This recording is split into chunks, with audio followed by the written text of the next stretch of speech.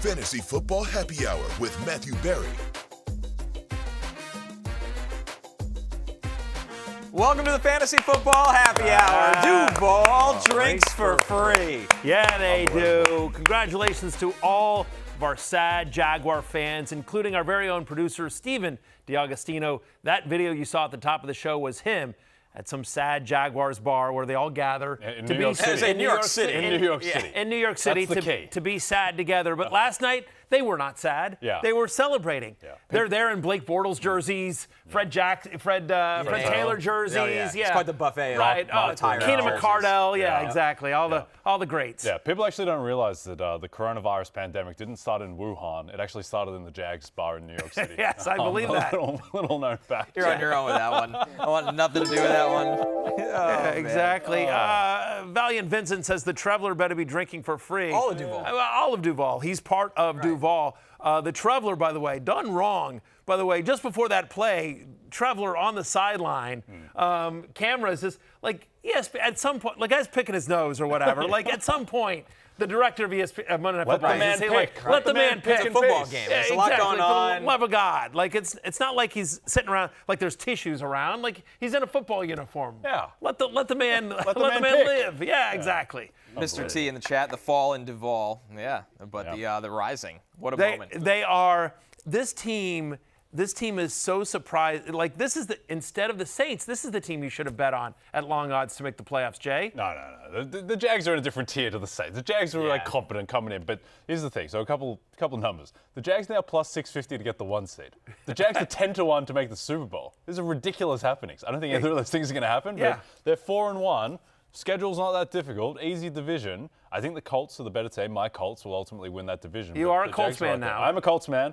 I've chosen my fighter in the AFC South. And I'm happy with the fighter. I think the Colts are the better team. But very impressive win from the Jags. Gutty from Trevor Lawrence as well. He's had a very uneven start to the season. But one thing about Trevor Lawrence, for all his faults, like he's tough. And he gives it a go. He just makes a lot of mental mistakes, but you can't doubt the man's moxie. He is tough. We will get to Monday Night Football later in the show, Connor Rogers. Someone needs to take care of this. Please, you got it. I'm out. Take control of this show. The one thing I will say, though. You don't like Wuhan? Yeah. It's so interesting because every day we're on national TV for an hour. We're on live television for an hour basically every single day, and every day we join the show. I'm usually like minus 400 to get us canceled. Yeah, to get myself canceled, to be trending on X, like can't believe it, right? Right, especially when you're live. Oh, exactly. I mean, 100%. One of the regulars could just clip whatever they want. Dude, see you later. 100%. But Jay, walk on that tightrope. I like it. Fair enough. Did you see the Jags videos? There's no doubt that something of global international importance has developed in that bar. It's a wild scene. Yeah, it's unbelievable. Scene. It was. I wonder how often producer Steven attends this bar. For He might be a regular. Yeah. At the Jags bar. Where else? Is one. It's a gathering of sadness for many years. Right. I mean, they're 4-1 now, but for many years right. It's been a gathering of sadness. And so how many places are there where you can be like, I want to be sad, but I want to be sad with other people who are sad like me? We didn't show the pregame picture. Totally different. Yeah. So, all right, we got a lot. We do have a lot. We will absolutely get into that more and more. So, Terrence Murphy comedy back in the chat. I feel like it's been a while. Jaguars fans were so happy in our 4-1. Over under how many weeks till it goes off the rails? Well, they pick against the Seahawks next week, and then they play the Rams. So it could be 4-3. They could easily Most be likely it's 4-3. 5-2. You probably split those two games, but they're a solid team. I think it's a solid offense, solid defense. Don't think they're world beaters, but every week they'll have a chance. All right. Yeah. That division, by the way, though, Houston with an impressive win against Baltimore. I get it, Baltimore is terrible this year, but still, they put up 40 points on the road at Baltimore. Sure. Obviously, we talked about the Colts. This is suddenly kind of other than Tennessee, like it's suddenly sort of an interesting division. Yeah. A division that you were sort of like, it's snoozy. It's art house interesting. Yeah. There you go. That's a correct way to describe it. That's a great way to put it. It is. It's art house interesting. Valiant Vincent in the chat says, hey, you are what your record is, as Barry's fantasy team will attest. Yeah, factually correct. All right, let's go to waivers. Yeah, officially. We don't have to. People are wondering if I covered the spread. We'll get to it later. Yeah, Waiver wire running backs, and before we talk about who you want to make a bid on, we have to talk about who's not available to you because of the bye weeks, an early bye week here. Jordan Mason who's averaging over 12 points per game. He's RB 25. Nick Chubb, who's been up and down, maybe less impactful there. And then obviously his teammate, Woody Marks. Yeah, look, I mean, not a huge bunch of running backs on bye, but we're also going to be without Omari and Hampton, who yesterday was placed on IR by Jim Harbaugh. Tough scene for my ride or die. He's going to miss 4 weeks with a high ankle sprain. So no Jordan Mason, Nick Chubb, Woody Marks, or Omari and Hampton this week, which of course brings us to the waiver wire running backs. You probably need potentially a running back to replace one of those guys here, or even if you don't, like even if you don't have any of those guys, but it's always good to fortify. I feel like when we have that little graphic, it's always like, oh, this is a brutal week. Like, how are we going to get like this week's like, no, it feels fine. You should be okay. At least at running back. Yeah. Wide receiver is going to be a different story, but running back, you should be fine. But if you're not, listen, the man said it himself after their win over the Dolphins on Sunday. Rico Dowdle said, buckle up. Uncle Rico, it's revenge game time against Dallas. Rico Dowdle was phenomenal against Miami in Week 5. We got to hear from both Rico Dowdle and his head coach on the state of the Panthers running back room. Honestly, started off slow. I think my first 2 runs, I had like 5 yards. It was just a matter of grinding it out and giving coach the confidence to keep calling the run. Like I said, we started off slow and we were able to turn it into a game where we was able to run the ball. And like I said, just giving coach the confidence to keep riding those guys up front, opening the holes up for me. And then once I got going, I knew it'd be a good game. What Rico did yesterday have any impact on how you use the 2 backs moving forward? Yeah, Chuba, we're going to evaluate him every day and kind of see where he's at. And then, with he and Rico, what I take from it is we have 2 good backs. And so we'll have to figure that part out. That's a good problem to have, but it's something that we have to work through. A negative. It's like it's something we have to work through. Like you have a good running back in Chuba Hubbard, well established, and Rico Dowdle just ran for 200 yards, and he's just like, we're gonna have to work through that. Out of all the Panthers' problems. Right, exactly. Like that's what you got to work through. You should be like, the answer should have been like, we're thrilled. We feel like we've got 2 good running backs here, and we're gonna mix and match and play the hot hand. But we're excited about how our backfield, how our running back room is shaping up. But he's just like, we're gonna have to work through that. I'm tired, Dave Canales. Yeah. I don't know how the Panthers have the same record as the Chiefs because they don't look very good so far. They banked these 2 wins, so credit to them for that. But here's the thing that I think does help Rico Dowdle and even Chuba Hubbard once the Chubler returns. Bryce Young's been horrific this year. This team cannot be dependent on Bryce Young throwing the ball. I think they're going to be a very low pass rate over expectation team going forward. The O-line is solid. Like, the O-line's not a weakness Spent a lot of of the money team. on this offensive Yeah, so line. it better be solid. Yeah. And the running backs are solid as well. So I think this is going to be a run-the-ball offense and then chuck it up to T-Mac and then hope for the best. Yeah, to be clear, Rico Dowdle was obviously a popular pickup all last week when they knew Chuba Hubbard was going to be out, and you liked the matchup against Miami. So he's only available in about 40% of leagues, 42% to be specific. So it's likely he's gone in your league. But because he's close to our 50% threshold, we just wanted to mention that if he is somehow still available in your league, we do like him. Obviously, there's a real chance that he's the starting running back against the Cowboys this week. Get your popcorn ready, the whole thing. #revenge game. But even if Hubbard is back, Dowdle has clearly carved out a role in this offense. To your point, Jay, like they could either hand it off or let Bryce Young throw it. And unfortunately, it's just the answer. The answer seems right now that there may be enough run volume here to support 2 flex viable running backs, assuming Dowdle continues to get work when Hubbard's back. Another player in an elevated role, Michael Carter, 61% available, obviously because of all the injuries, Matthew. Now, this is a weird one because you look at 18 carries. He had 5 targets. He caught all 5 of them. The volume is really high, but the script for 3/4 of this game was very in favor of Arizona. Yeah, that's the thing. I mean, like they were just. I still don't know how Arizona lost this game. It's unbelievable. I mean, I've been talking about how fraudulent I think the Cardinals are overall as a team, but they absolutely should have won this game. Like the fact that Cam Ward threw an interception and scored a touchdown on the same play, like the Tyler Lockett touchdown. The gods intervened. That's it. Yes, and that's the God saying Amari DiMaccardo when you should be happy just getting in the end zone. Anyway. That's karma. Whenever a player does that, the team loses. Jonathan Taylor against Denver last year, A.D. Mitchell, Rams. Yeah. The karma gods get involved. They really do. Anyway, but to your point, Connor, here, is that positive game script that allowed them to run the ball and have Michael Carter. So in a game this week where they're at your Colts, Jay Croucher, where it might be a closer game or the Cardinals might be trailing, could they use Amari DiMercato, who is their third down back, a little bit more? Now, we don't know. Is DiMercato just completely in the doghouse the way A.D. Mitchell was last week? Right. I mean, like A.D. Mitchell, like it was all Ashton Dulin.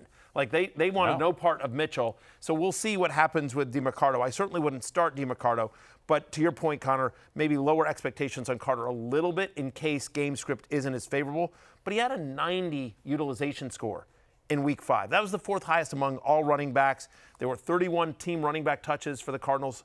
23 of them went to Michael Carter. He's clearly the Trey Benson replacement you want until Benson comes back. So he's available in over 60% of leagues. Yeah, it's just tough with the game script going from facing the worst team in football, arguably Tennessee, to arguably the best team in football, my Indianapolis Colts. They're 6.5-point dogs. He said that with a straight face. He's so serious. Like, Listen, look, they're not the best team. Statistically, they actually have been the most dominant team in football to date. Now it's been the schedules. Right? Point differential. Their offensive and defense, look at their EPA. This team's it's a very good team. I don't think they're the best team in football. I don't even think they're a top 5 team in football, but I think they're kind of on the fringes. Yeah. I will grant that they're the best team in their division, even though the Jaguars the are 4-1. Colts have a legitimate chance to be a top 2 seed in the AFC, given how the Chiefs and Ravens have started. It's crazy. Yeah, J-Stab saying Evil J's Colts are dumping another 40 on Arizona this week. The offense just works. It's a really good offensive line. It's a great play caller, great weapons. Daniel Jones is commandeering the ship, and the defense is fine. It's not a great defense, but it's fine. Connor, is how well this team is playing right now under Daniel Jones, who is kind of like a free agent for anyone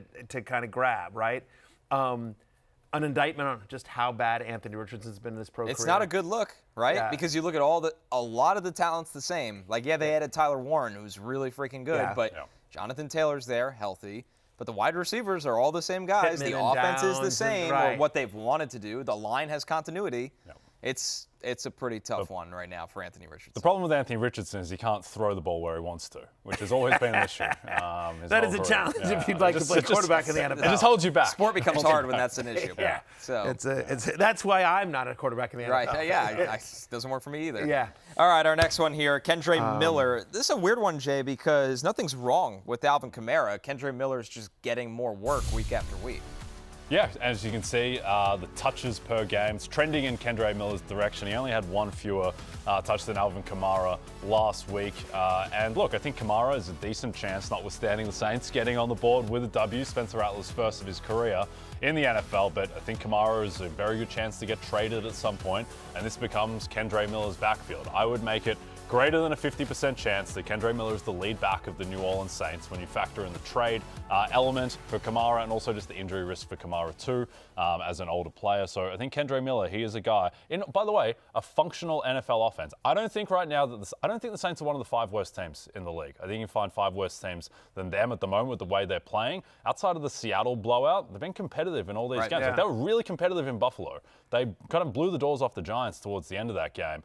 Spencer Rattler has been a lot more competent than I think people gave him credit for at the beginning of the season. Yeah. I agree with that. And I also just think, just to the eye test, Kendre Miller just looks more explosive. He's a better fit for this scheme. Yeah, exactly. I mean, again, you've got Kellen Moore there, brand new head coach who's got no loyalty to Alvin Kamara. He's trying to build something. And so you're sitting there like, hey, I need some young players here. And so Rashid Shaheed and Chris Olave, even though it feels like they've been around forever, they're both fairly young players. Obviously, you've got Rattler and a young quarterback there as well. So they're trying to build something. I do agree with you. I think there's a better than average chance that Kamara gets dealt over the second part of the year. Kendre Miller's had back-to-back games now with double-digit touches. So I think he's in the deep league flex conversation, but with some upside for more given the chance that Kamara could get hurt and or traded as well. The only thing about Kendre is don't love the schedule. They're home to the Patriots this week. Good run defense. Shut down James Cook last week. They're at Chicago. That's a great matchup. Chicago can't stop the run. But then home to Tampa Bay at the Rams. So 3 of the next 4 are pretty tough run defenses. And as long as Kamara is healthy, he's still going to be splitting some time. But I do think Kendre Miller needs to be rostered in a lot more leagues. Aloha Bricks asks, Kendre Miller or Uncle Rico Dowdle for the rest of the season? Kendre Miller. Kendre Miller. So for the rest of the season, if the answer was for this week, I'd say Rico Dowdle. But for the rest of the season, I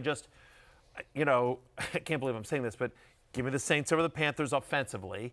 And I also just think there's a clear path. I'd rather be behind Alvin Kamara, who is injury prone and could get traded, than behind Chuba Hubbard, who, yes, is injury prone, but like with his contract, they're not trading him. Yeah, Right I now. also think there's a material chance that Kendre Miller just supersedes Alvin Kamara if Alvin Kamara sticks around. Like, I just think what does Kellen Moore want to do? That's what it's trending towards. Yeah, that's kind of what's been going on. And what does Kellen Moore want to do with this scheme? It's like a gap scheme. Think about Saquon Barkley last year. It's just like hit the hole, use your explosive speed. That's much more Kendre Miller's game than Alvin Kamara's game, which I think was a better fit for the kind of zone running scheme of Clint Kubiak last year. So yeah, I think like to Kendre dump Miller's it down. They didn't have healthy wide receivers last year, so he was the passing game. But Olave and Shaheed are both healthy. They just got Taysom Hill back, who's going to do some gadgety stuff. Juwan Johnson, of course, fantasy football legend, part of the first championship squad. You have to understand that given how my season has gone now, I have to live in the past. You're watching the VHS of the championship I am. season? I'm like, back in my day, I have to be that guy now. I now have to embrace. I have to be the old guy that. Are you going to start tanking? Should I? No, maybe you rigged this. What I could do, do, the first pick anyway. What I could do, I'm not going to get the first pick, but what I could do is just create havoc and chaos. I could just make a bunch of lopsided trades to like try to upset the competitive balance in the league. Just make sure the two of you guys don't win.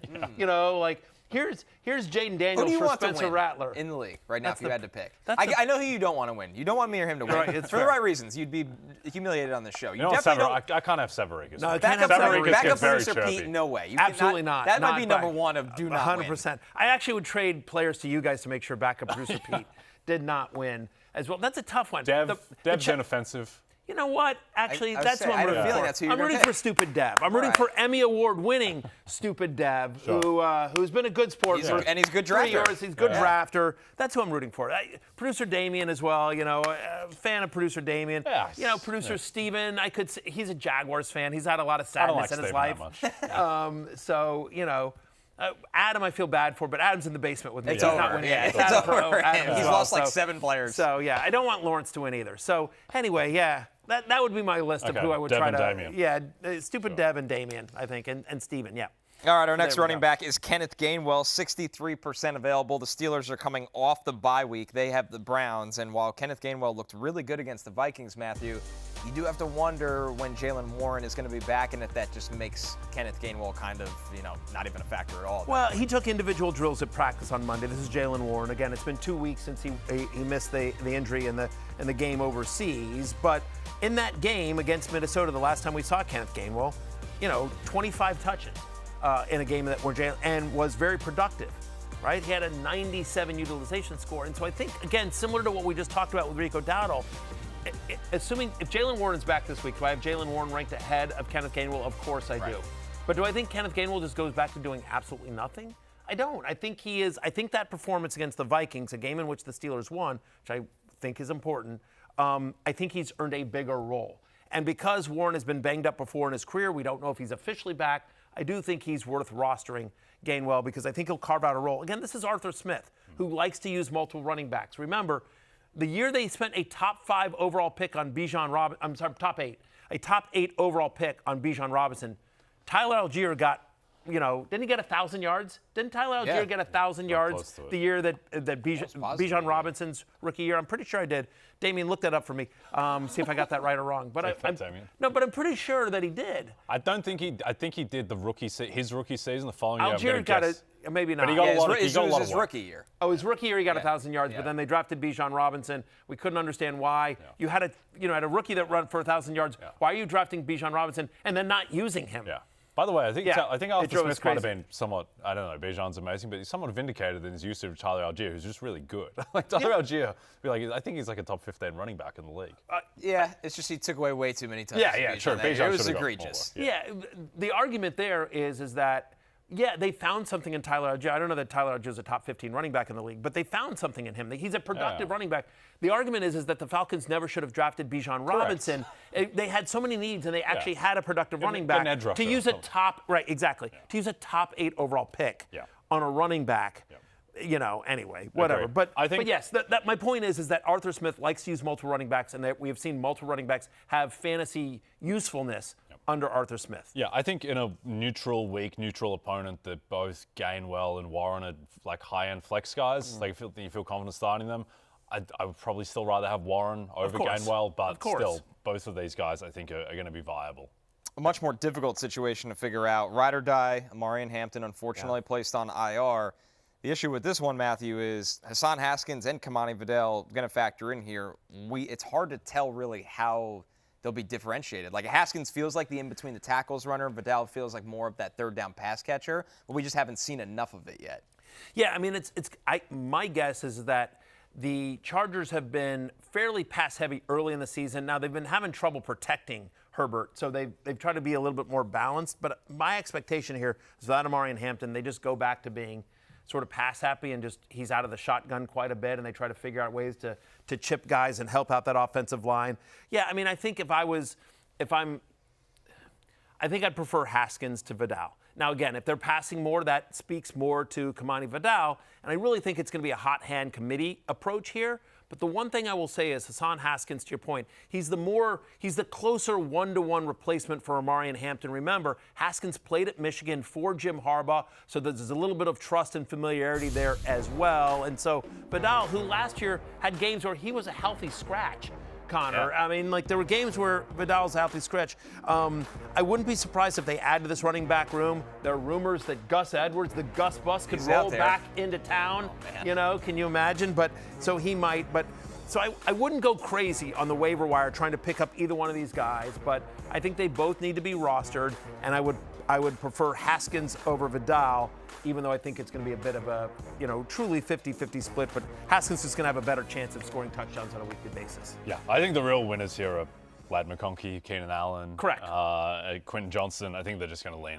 Justin Herbert, yes. Justin Herbert, yep. A recap, the top running back targets for the week. Michael Carter, of course. He's got the Colts. Kendre Miller against the Patriots.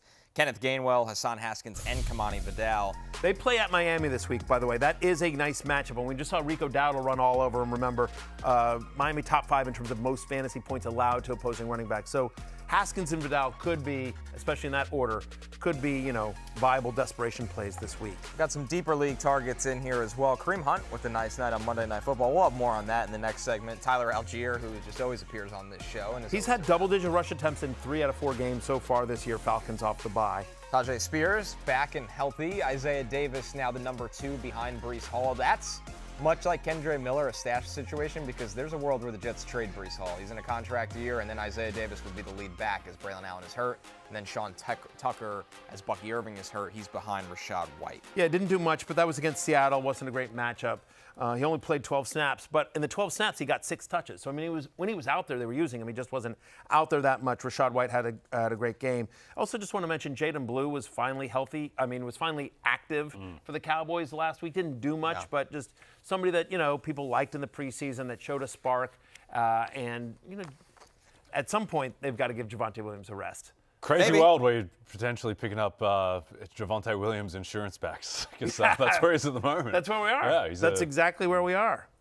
Let's go to the wide receivers. Now, we said on the bye weeks for the running backs, you don't have much to worry about. It's probably a different story for you this week with both Justin Jefferson, Jordan Addison catching the game-winning touchdown last week after not playing in the first quarter, coach's decision. Nico Collins as well, and then at tight end, both TJ Hockenson and Dalton Schultz. So some bigger hurdles here. But there is some help available out there on waiver wires after a monster week for Kendrick Bourne, where all the Niners reserves were filling in to end up winning that game against the Rams. We got to hear from Kendrick Bourne, who's always a great listen on his role with the Niners going forward. I didn't come here to be the guy. I'm not coming here to try to get 50 catches a game. None of that. I'm here to play a role, help the younger guys, be a vet. And so if Kyle wants me to play F or he wants me to go to running back, then that's what the week is going to, present. So that's just my mindset. It's about being humble, understanding that there's a role to be played. And that's how my career has been, and I've excelled in that. And that's kind of how I got to where I am. And Kyle, shout out to him because he gave me my first opportunity of showing me how to play in a role. I used to be big on third down, and it's grown, and my relationship has grown with him now. The trust is there. Kendrick Bourne, we talked to him Super Bowl week, I think 2 years ago. Absolutely loved getting to know him. He is fun. I like that. I'm not here to be the guy. When have you ever heard that before in your life from a wide receiver? Never. Different cat, Kendrick Bourne. Especially, by the way, looking like $1 million. Right. He's got looks like a wide receiver 1 to me. He really does. He looks the part, but just like, I'm just here to play my role. I'm gonna say that in the next FNIA production meeting. Right. That's right. I'm not here to be the guy. I'm not here to be the guy. Just let me make my parlay and my best bet, and I'll be on my way. Yeah, be a veteran. Help out the younger guys. Yep. That'll be me. Kendrick Bourne coming up. That 11 target, 10 reception, 142-yard game against the Rams. Just a monster. 23% target share, 82% route participation in Week 5. Again, Juwan Jennings and Ricky Pearsall both have a chance to return this week for the game at Tampa Bay. But Bourne on an offense that's trying to find some answers here, San Francisco. Again, they've sort of struggled. They've been a lot of guys in and out. We're still missing George Kittle. And so there seems to clearly be a connection between Mac Jones and Kendrick Bourne. Looks like Jones is on track to make another start for the 49ers. Purdy feels more week to week-ish. Why rush him? Yeah. I meant this honestly. Yeah. Save Mac Jones's leg stays attached to his body, which wasn't a great look on Thursday night. Yeah. But I guess the thing is that this team, of all the good teams, the Niners, their situation on offense is the most in flux of any team because all of these roles are going to change.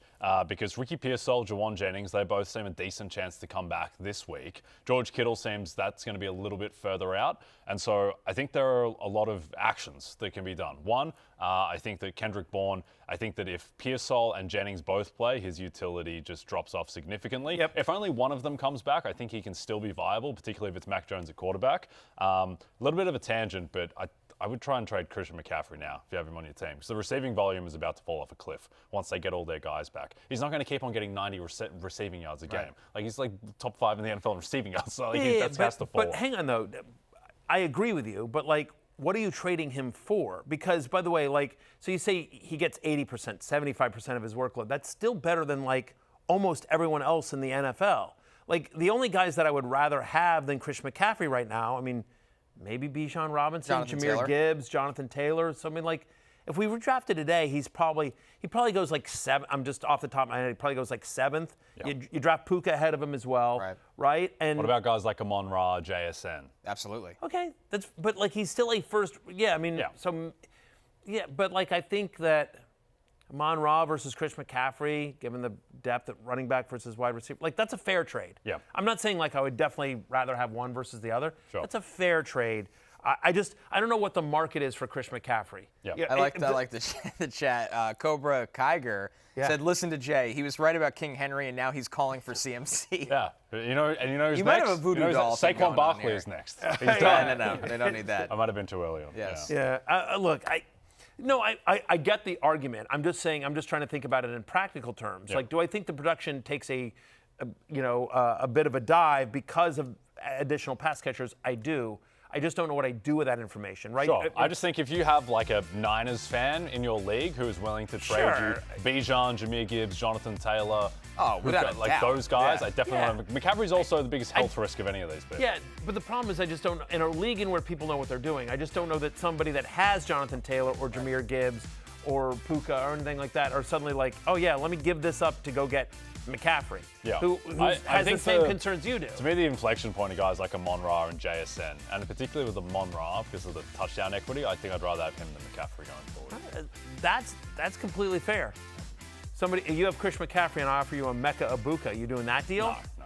Okay, see, there you go. Yeah, but don't get. I would take. You're thinking about it. Really? Yeah, I don't believe in Christian McCaffrey being healtly across the entire season.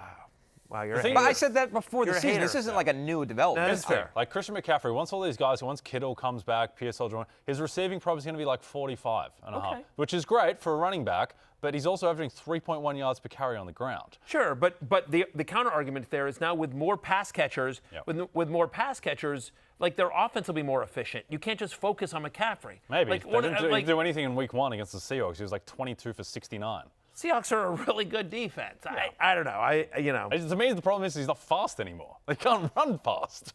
All his speed metrics. It's one of the better debates we've had in a while, but we do have a lot of wide receivers to get through, so we'll steer the ship anyway, back. the argument is that Kendrick Bourne, I think, needs to be, should be rostered. Forgot about Kendrick Bourne. Yeah, well, that's where we started.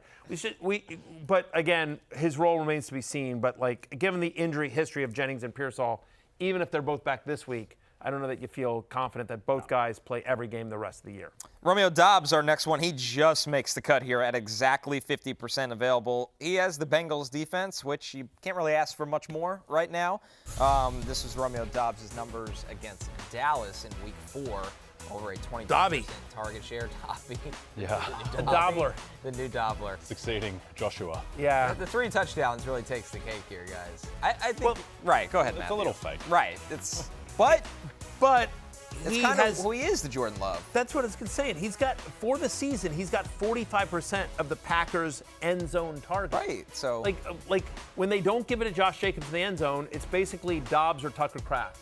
When Jordan Love is throwing in the red zone, he's basically looking for Dobbs or Tucker Kraft. So, do I think he's awesome? I don't. I still think Matthew Golden is going to continue to impress, right? We like Tucker Kraft. They want to be more run heavy. They have a good defense. They're not going to be in shootouts like the 40-40 game, rest of the year, I think, likely. All that said, he does seem to have a floor kind of role in this Packers offense. And it is Cincinnati this week. Yeah.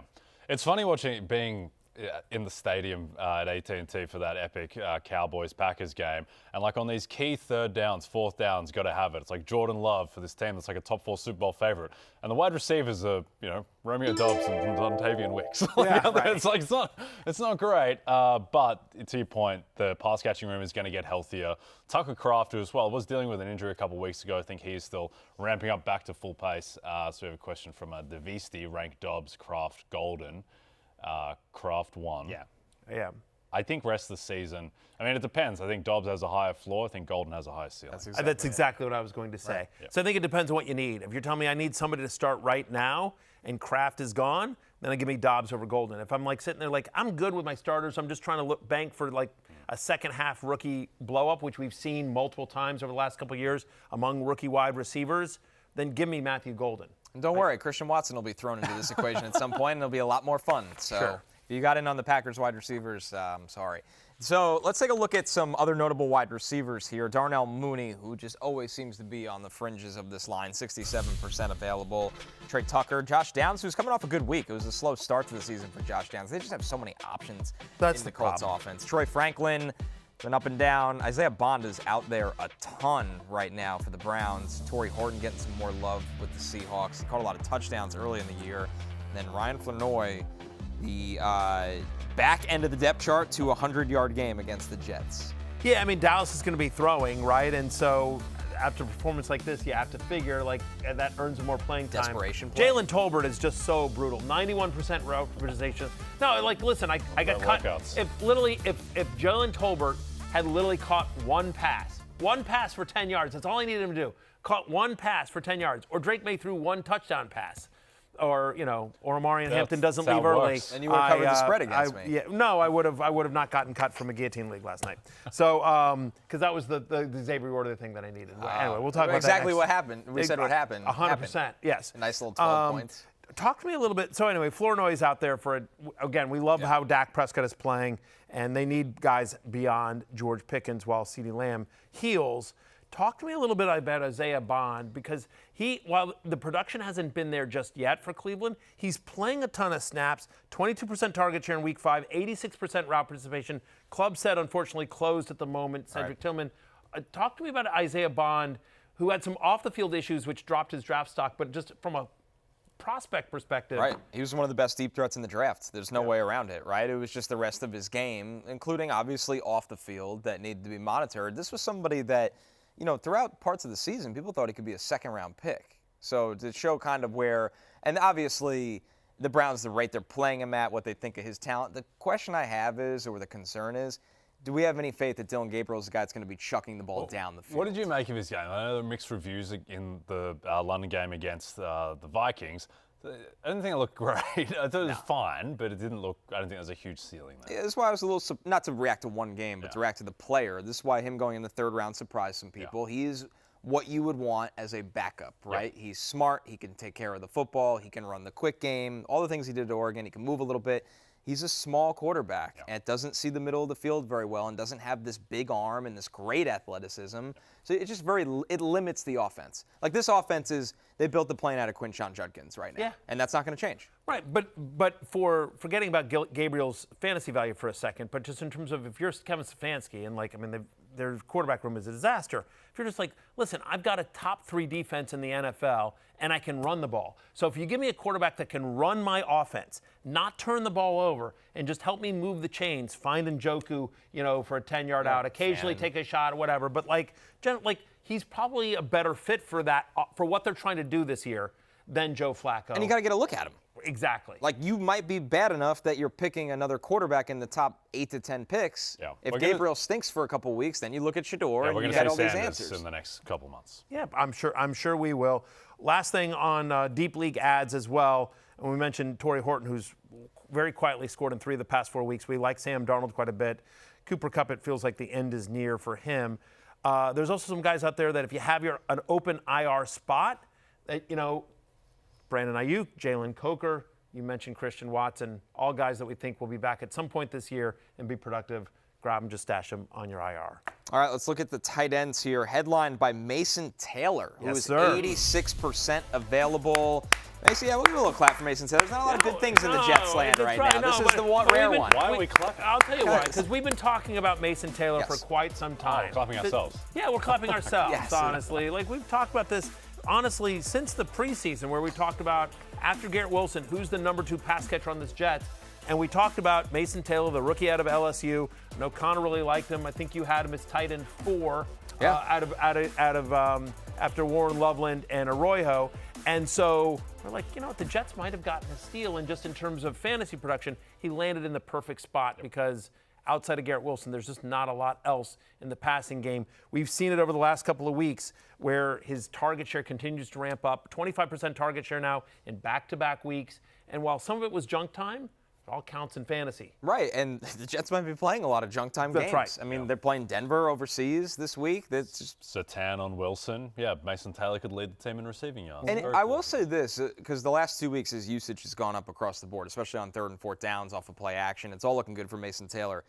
Garrett Wilson, who's been great, but the Jets don't throw the ball usually until they're down significantly. A lot of his production has been in garbage time or trailing mode. Mason Taylor, he gets involved off the opening script. So I think this is very real right now. He has an 88 utilization score over the last 2 weeks, which is the highest among all tight ends. Not on the Jets, like all tight ends in the NFL. Mason Taylor's got more utilization over the last 2 weeks than any other tight end. Touchdowns, by the way. No touchdowns, right, exactly. This is a nice baseline right now for Mason Taylor. For sure. And by the way, you mentioned Denver, okay, tough, but then home to Carolina, at Cincinnati. And then a exciting week for you, a bye week. Nothing bad can happen to the Jets on the bye week. Probably. Bad stuff can happen. Probably. Hopefully. All right, this one from Travis McKnight asking, it's the Jets, or not asking, saying it's the Jets. There will always be garbage time. Thank you, Travis. That is this is why I'm not sure the Carolina-Cincinnati matchups are great, because they might be able to run the ball a lot and take away the throw script mode entirely. Yeah. In any case, Mason Taylor, I mean, he looks like a tight end 1 the rest of the way. Which is tough to find. Some other guys out there, if you are pretty desperate here. Evan Ingram's only 52% available. He does have the Jets, though, and the Jets have been horrific against tight ends. So he actually might be a really nice desperation play at tight end this week. Theo Johnson getting involved. It feels like Jackson Dart, Matthew, is comfortable throwing to Theo Johnson. Real signs of life from him. He's a nice big target, right? And when you're scrambling behind that offensive line, looking around, you're just looking, hey, there's a big guy that can come down with the ball. 2 starts that Jackson Dart has made. Theo Johnson's had a 20% target share in both of them. 3 end zone targets for the big man as well. Jake Tonges, again, the San Francisco tight end, as long as Kittle is out. He's now scored in back-to-back games. We're not expecting to see Kittle until week 7. And finally, how about A.J. Barner? They like him in Seattle. Again, we like the Seattle offense, their passing offense, more than we did in the beginning of the season.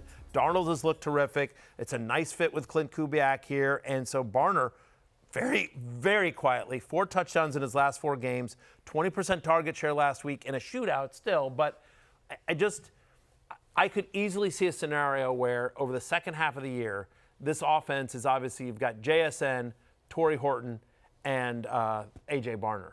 as like kind of the top 3 guys. Good night, Cooper Kupp. No, I just honestly like So it. the end is near. I was just going to say it was very macabre, very grim. I think he has a very long, productive life. Look, you guys know I love Cooper Kupp. I love Cooper Kupp. He's my little Cooper Kupp. Yeah. But he was. I mean, no, he's still my little Cooper Kupp, but just on my bench, on the waiver wire. I'm just waving to him. Yeah. The production hasn't been there consistently for a while. No, he's a 4 catches for 40 yards guy now. That's on a good day. Right. Yeah. 4 catches for 40 yards in a game that was 38-35 or whatever that game was, right? I mean, it was a complete shootout. Darnold was brilliant. They're going toe-to-toe with Baker Mayfield, and he didn't put any numbers there. And again, he's had basically 1 good game in 4 for the Seahawks, and he was bad for the last 4 or 5 down the stretch for the Rams last year. Yeah, he's on the other side. Yeah. Let's talk quarterbacks here. The starting quarterbacks on a bye hopefully are not playing one of these guys right now, although it's been a good 2 weeks for C.J. Stroud. Sure. So those numbers are a little skewed by the slow start. And the Wentzler. And the Wentzler, just doing the Wentzler things. I really have. Yeah, it's just a terrifening headshot from Carson. Yeah, he looks surprised. There's a lot going on. I think he's done as well. It's J.J. McCarthy time. No, it's Wentz is just that smile is like, I'm happy I have a job. Yeah. I'm smiling. This is pretty good. Yeah, look at me. Worse. I've got a gig. Well, I'll tell you who else is pretty happy because he's got the starting job. That is Jaxson Dart, who is 61% available. It's been solid for Jaxson Dart so far, and he spoke on just the rookie learning curve in the NFL. Yeah, I mean, I've never cared about my age. Coming into the NFL, I mean, right now I'm the youngest quarterback in the league. But I could give 2 craps about that. It's about winning. So I don't take any excuse for age or being a rookie. Like, there's a responsibility when you're a quarterback to go win games, and that's just the standard that I hold myself to. Jaxson Dart's first 2 starts here, a lot more passing attempts, Matthew, in the second one against the Saints. Yeah, you like that. He's more comfortable in the offense, but he's also using his legs. That's why he's fantasy viable. We said this when he got the job. He would be a top 12 fantasy quarterback the rest of the way. He's averaging over 17 fantasy points per game in his 2 starts. He's had at least 50 rushing yards in both those games, including 31% of the Giants' red zone rushes. When they get in close, Brian Daboll not scared to dial up a quarterback sneak, a designed run for Jaxson Dart. I like the fact that he's sitting there saying, like, hey, no excuses. I'm going to take accountability. We got to win. That's how I am as a fantasy football manager. Jaxson Dart and I both, facing the tough questions from the press, but taking accountability. That's what we're known for, the 2 of us, 100%. How about Mac Jones, Jay? 95% available. So if you need a streaming quarterback, this one is absolutely on the table. He's got the Bucs, who have found themselves in some shootouts with all the injuries they've had. And Mac Jones is putting up numbers. Yeah, I think the key is that Kyle Shanahan clearly trusts him to run the offense in a similar way to Brock Purdy, in that he's just getting huge passing volume. He's been 279 pass yards or more in all 3 of his starts, in which the Niners are 3-0. He has the rapport with Kendrick Bourne. He has all the dump-offs that he can get to Christian McCaffrey. They're going to get healthier. Pearsall, Jennings, a chance to play, as we mentioned. And the Bucs are a pass-funnel defense, where you cannot run the ball on Vita Vea and friends, but you can throw the ball, as Sam Darnold showed on the weekend. Some other targets here, deeper league targets. Tua Tagovailoa, he's got the Chargers. Sam Darnold, who had a monster week. He's got the Jaguars. Suddenly tougher than you think Jaguars defense, but still, Darnold has been terrific. Tua has been better. 4 straight games now with multiple touchdown passes. He hasn't seemed to miss a beat with Tyreek Hill out. And how about Dillon Gabriel? Steelers allow the 3rd most yards per pass attempt. The last time we saw him, it's not the Steelers defense of old. I'm going to say, again, you'd have to be pretty far down the list if you're truly desperate for Dillon Gabriel. But again, he is going to start at Pittsburgh this Sunday. If you need a defense, how about the Packers against the Bengals? Yeah, it's been tough for Jake Browning. The Colts against the Cardinals. The Cardinals might just hand them the ball. The Patriots against the Saints. Patriots defense looked very good against Josh Allen in Buffalo. We're going to take our first break. When we're back, more on the Monday night victory in Duval. Our takeaways from the Jaguars beating the Chiefs right after this.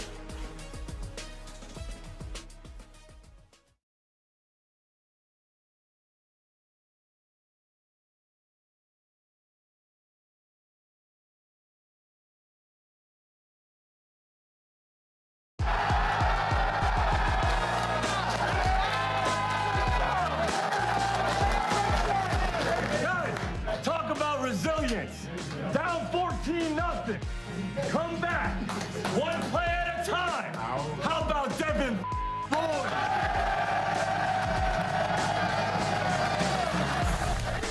That was the Jags locker room after the big win at home against the Chiefs. Here's the notable fantasy leaderboard right here.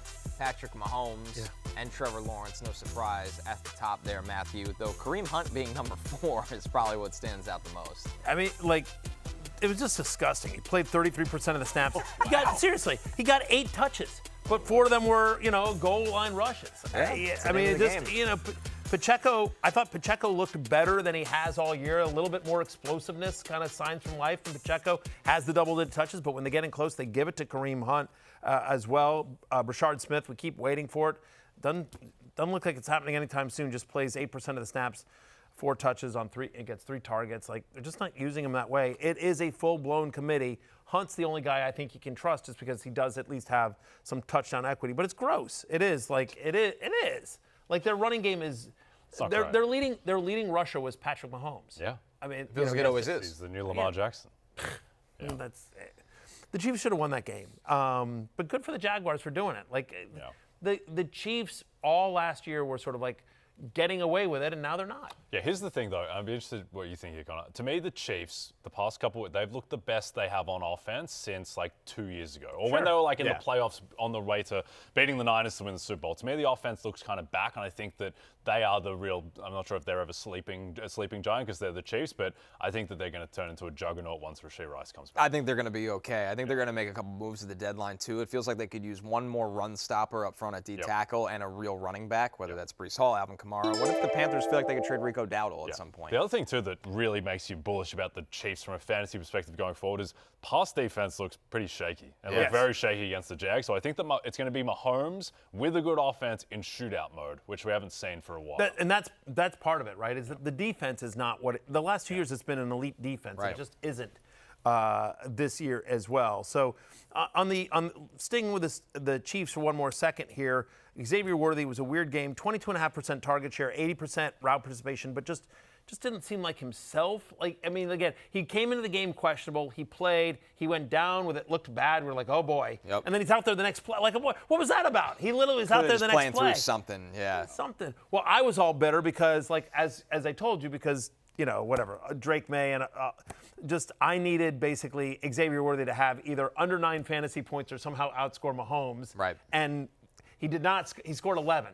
You know what I mean? Like, so I lost by 2 points, and then of course you just killed me in a different league. So last night, tough scene at the Berry House. I want to.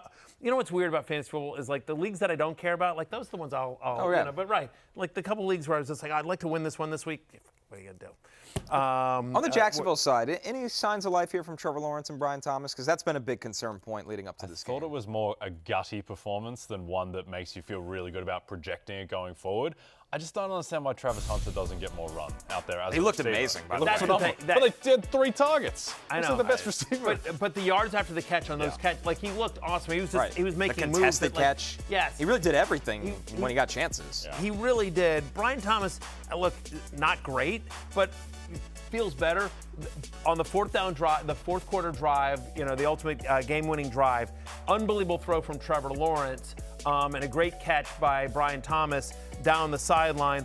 Also, remember, he drew a pass interference call in the end zone that got them to the 1-yard line. So, was it great? No. I mean, it was 12 fantasy points, but still 4 for 80. Like, I feel better about Brian Thomas than I did before. I still don't feel great about him, but I feel better than I did, 24 hours ago. Yep. I think that's a very apt summation, Matthew, of how you described the 2025 Jags season indirectly. Not great, feels better. It's basically where we're at with the Jags and that offense. And look, Brian Thomas Jr. can only trend up, maybe build some confidence off of a solid showing on national TV. Last thing here is it was just nice to see Trevor Lawrence use his legs, 54 rushing yards. Again, that was one of the arguments for him in the preseason as a sleeper was that Liam Cohen would start to unlock that. So maybe we see it. I'm not ready to buy in just yet. They're home to Seattle next week, but still just something to watch out for. That would be good. Really impressive performance from Trevor Lawrence. Nice to see Mahomes go, just Mahomesian again. And lastly, I kind of like Tyquan Thornton. Even when Rashee Rice comes back, Tyquan Thornton continues to find ways to make plays. Yep. I'm not getting rid of him just yet, even with the expected return of Rashee Rice soon. Powerhouses collide on Sunday night when Jared Goff and the Lions face Patrick Mahomes and the Chiefs. Tune into NBC and Peacock at 7 p.m. Eastern as we lead you up to kickoff at Arrowhead. Last call is next. Find out what sides and totals we're betting early in the week.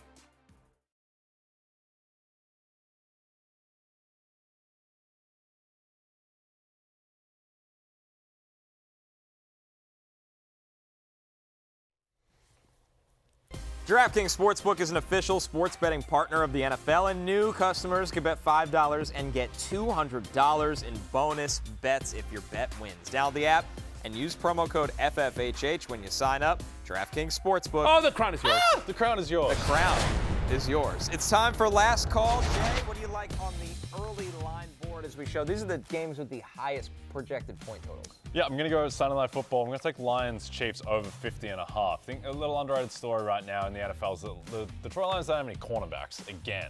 Terry and Arnold out. DJ Reed has done his hamstring.